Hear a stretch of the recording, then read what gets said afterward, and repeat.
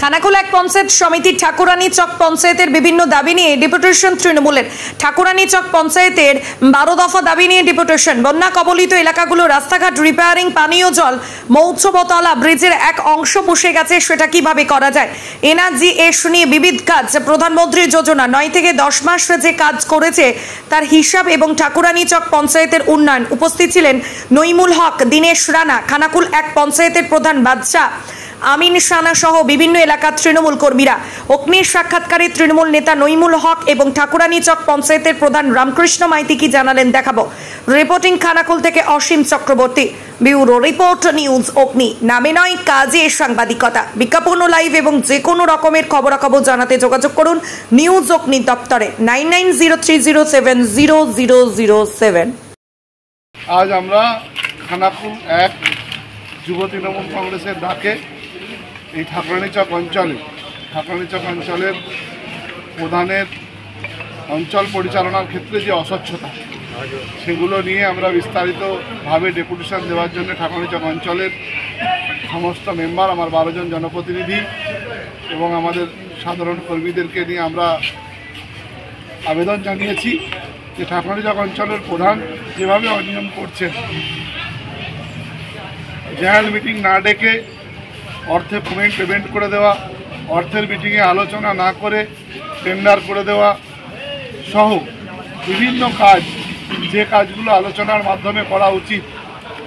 মাননীয় মুখ্যমন্ত্রী মমতা বন্দ্যোপাধ্যায়ের কর্মসাথী প্রকল্পের সাধারণ মানুষের যে 50 দিনের কাজের দাবি মমতা বন্দ্যোপাধ্যায় যে অ্যাপ্রুভ করেছেন, সেই 50 দিনের কাজের যে তালিকা, সেই তালিকা আমরা লেবারদের তালিকা চাইলাম। উনি আমাদেরকে লেবারদের তালিকা দেখাতে পারেননি, কিন্তু বলেছেন আমি যত তাড়াতাড়ি সম্ভব আমরা এই লেবারদের তালিকা তৈরি করব। এবং আমাদের এই ঠাকুরানী চকে বন্যা কবলিত অঞ্চল, রাস্তাঘাটের দুর্দশা রয়েছে, সেই যে সাঁকোগুলো রয়েছে সেই সাঁকোগুলো মেরামত করার জন্য আমরা যেমন বলেছি, পানীয় জলের যে সমস্যা আছে 15 ফিনান্সের টাকা থেকে এবং 5th এসএফসির টাকা থেকে পানীয় জলের সমস্যা মেটানোর জন্য আবেদন রেখেছি। ঠাকুরানী চক অঞ্চলের সবথেকে যেটা বড় দাবি, এই মৎস্যতলা ব্রিজ, এই মৎস্যতলা ব্রিজের একটা অংশ বসে গেছে। সেই বসে যাওয়া অংশের যে ইরিগেশন দপ্তরের ছাড়পত্র পঞ্চায়েত থেকে আনার কথা, বিভিন্ন কারণে উনি গড়িমসি করছিলেন, তাই ওনাকে আমরা আমাদের পার্টির তরফ থেকে, যুব তৃণমূল কংগ্রেসের তরফ থেকে আবেদন জানিয়েছি যাতে উনি ইরিগেশন দপ্তরের সঙ্গে ইতিমধ্যে কথা বলেন। যদি ওনার দ্বারা না হয়, উনি যদি আমাদের পঞ্চায়েত সমিতি সঙ্গে যোগাযোগ করে সেই ইরিগেশন দপ্তরের কাছ থেকে ছাড়পত্র এনে আমরা সেই ব্রিজটা মেরামতি করার জন্য আবেদন রেখেছি। এবং সার্বিকভাবে এই ঠাকুরানী চক অঞ্চলে যেভাবে কাজকর্ম হয়েছে সেই ভুল উনি স্বীকার করেছেন এবং আগামী দিনে সমস্ত মানুষকে নিয়ে, সমস্ত জনপ্রতিনিধিদেরকে নিয়ে কাজ করার জন্য আমরা আবেদন রেখেছি। আমরা আবেদন রেখেছি আর একটা জিনিস, যে একটা বুথে 300 মেম্বার আর একটা বুথে 3000 নয় 1200 মেম্বার, মানে 1200 পপুলেশন। তো অতএব পপুলেশনের ভিত্তিতে ডেভেলপমেন্ট করতে হবে। যেখানে মানুষ বেশি সেখানে ডেভেলপমেন্ট বেশি করতে হবে, যেখানে মানুষের সংখ্যা কম সেখানে সেই হিসাবে বরাদ্দ করতে হবে।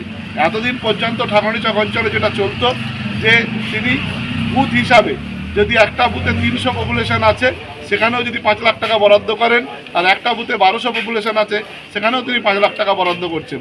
তাই আমরা আবেদন রেখেছি, যেখানে 1200 মানুষ বসবাস করেন সেখানে নিশ্চিতভাবে এলাকা বড়, রাস্তাঘাট বেশি প্রয়োজন, পানীয় জল বেশি প্রয়োজন, তাই সেখানে মানুষ যাতে ঠিকঠাক পরিষেবা পায় সেভাবে আমরা বরাদ্দ করার জন্য আবেদন জানিয়েছি।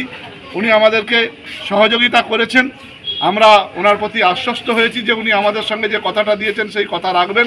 যদি উনি এই কথা রেখে পঞ্চায়েত পরিচালনা করেন, সেক্ষেত্রে আমরা প্রশাসনকে যেভাবে সহযোগিতা করি সেই সহযোগিতা করব। আর অনাথায় যদি উনি মনে করেন যে উনি ওনার মতো করে পঞ্চায়েত চালাবেন, তাহলে আমরা আগামী দিনে বৃহত্তর আন্দোলনের মধ্য দিয়ে গোটা ঠাকুরানী চকের জনগণকে নিয়ে এই পঞ্চায়েতকে স্তব্ধ করে দেব। কারণ আমরা পশ্চিমবঙ্গের মুখ্যমন্ত্রী মমতা বন্দ্যোপাধ্যায় এবং আমাদের সেনাপতি সবসময় উন্নয়নের পক্ষে, মানুষের কর্মসংস্থানের পক্ষে। তাই এই ঠাকুরানী চক অঞ্চল পশ্চিমবঙ্গের মধ্যে একটা অঞ্চল, এই অঞ্চলকেও মানুষের জন্য করতে হবে এবং জনগণের জন্য করতে হবে, এই দাবি আমরা রেখেছি। মোট কত দফা? আমরা 12 দফা দাবি রেখেছি এবং তার সঙ্গে কিছু রাস্তার সংযোজন করেছি যাতে সেই রাস্তাগুলো উনি ইমিডিয়েট মেরামত করেন।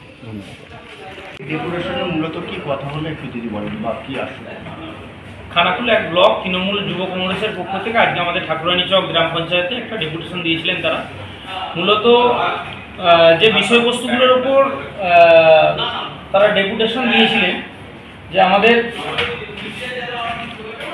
পঞ্চায়েতের বিভিন্ন যে কাজকর্ম, অর্থাৎ আমরা পঞ্চায়েতে যে 9 মাস বা 10 মাস পঞ্চায়েতে ক্ষমতাসীন হয়েছি, এই 10 মাসে আমরা কি কাজ করেছি এবং কাজের টাকাটা সঠিকভাবে ব্যয় হয়েছে কিনা সেটার একটা সঠিক তারা হিসাব দিয়েছিল।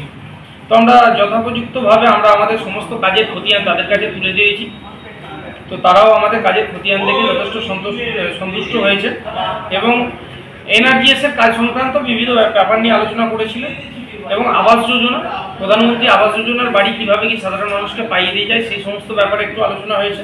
এবং আমাদের ঠাকুরানী চক গ্রাম পঞ্চায়েত বন্যা কবলিত এলাকা, সেই বন্যা কবলিত এলাকা বর্ষার আগে যে সমস্ত রাস্তাগুলো এখনো ইনকমপ্লিট আছে বা কিছু কিছু জায়গায় যেখানে রিপেয়ার করার দরকার আছে, সেই সমস্ত রাস্তাঘাটগুলো আমরা কিভাবে বর্ষার আগে করতে পারি সেই সমস্ত ব্যাপার নিয়ে তারা তাদের মতামত দিয়েছে।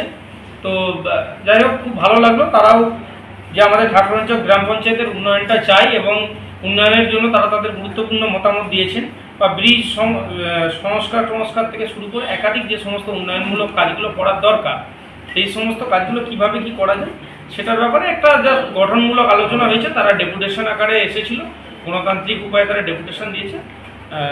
এই বিবিধ ব্যাপারগুলো নিয়ে আলোচনা হয়েছে। একটু পরিচয়টা আমার নাম রামকৃষ্ণ মাইতি, ঠাকুরানী চক গ্রাম পঞ্চায়েতের প্রধান।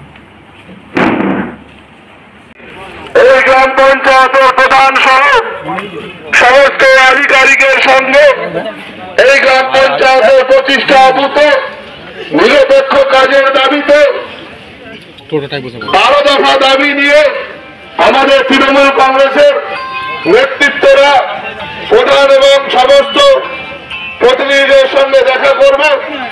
সঙ্গে সঙ্গে আমাদের যারা বাকি নেতৃত্বরা নিচে থাকছে তারা গণতান্ত্রিক পদ্ধতি মেনে আমাদের এই প্রোগ্রাম চালিয়ে যাবে যতক্ষণ না পর্যন্ত আমাদের নেতৃত্বরা সুবিচার পেয়ে সাধারণ মানুষের যে দাবি দাবা নিয়ে প্রধানের সঙ্গে সাক্ষাৎ করছে, যতক্ষণ না আমাদের প্রতিনিধিরা নেমে আসছে ততক্ষণ কিন্তু আমাদের এই প্রোগ্রাম চলতে থাকবে।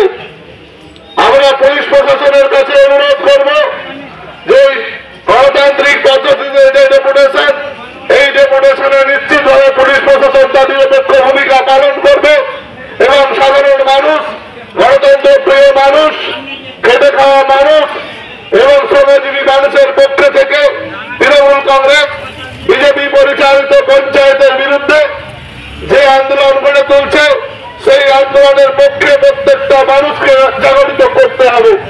এটুকু বলে আমি আমার এই ঠাকুরানী চক অঞ্চলের নেতৃত্বদের কাছে অনুরোধ করব তারা যেন একে একে যাদের নাম আমাদের দল থেকে প্রস্তাবিত হয়েছে তারা যেন পঞ্চায়েতের সামনে চলে আসে এবং কর্মীদের কাছে অনুরোধ করব তারা যেন সংঘবদ্ধভাবে খালেদা আছে, শান্ত থাকবে, জীবনদা থাকবে, তারা এখানে আমাদের এই প্রোগ্রামটা চালিয়ে যাবে। ধন্যবাদ সকলকে।